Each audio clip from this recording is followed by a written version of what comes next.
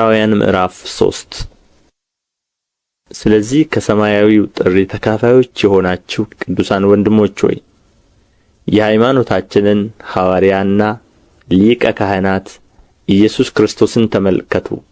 ሙሴ ደግሞ በቤቱ ሁሉ የታመነ እንደሆነ እርሱ ለሾመው የታመነ ነበረ። ቤትን የሚያዘጋጀው ከቤቱ ይልቅ የሚበልጥ ክብር እንዳለው መጠን እንዲሁ እርሱ ከሙሴ ይልቅ የሚበልጥ ክብር የተገባው ሆኖ ተቆጥሮአልና። እያንዳንዱ ቤት በአንድ ሰው ተዘጋጅቶአልና ሁሉን ያዘጋጀ ግን እግዚአብሔር ነው። ሙሴስ በኋላ ስለሚነገረው ነገር ምስክር ሊሆን በቤቱ ሁሉ እንደ ሎሌ የታመነ ነበረ። ክርስቶስ ግን እንደ ልጅ በቤቱ ላይ የታመነ ነው። እኛም የምንደፍርበትን የምንመካበትንም ተስፋ እስከ መጨረሻው አጽንተን ብንጠብቅ ቤቱ ነን።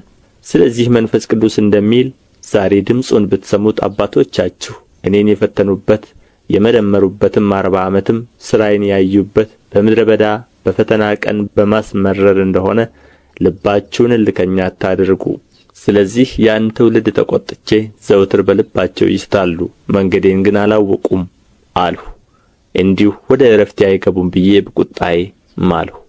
ወንድሞች ሆይ ምናልባት ሕያው እግዚአብሔርን የሚያስክዳችሁ ክፉና የማያምን ልብ ከእናንተ በአንዳችሁ እንዳይኖር ተጠንቀቁ።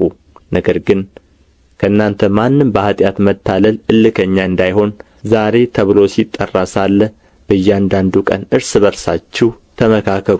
የመጀመሪያ እምነታችንን እስከ መጨረሻው አጽንተን ብንጠብቅ የክርስቶስ ተካፋዮች ሆነናልና እየተባለ ዛሬ ድምፁን ብትሰሙት በማስመረር እንደሆነ ልባችሁን እልከኛ አታድርጉ። ሰምተው ያስመረሩት እነማን ነበሩ?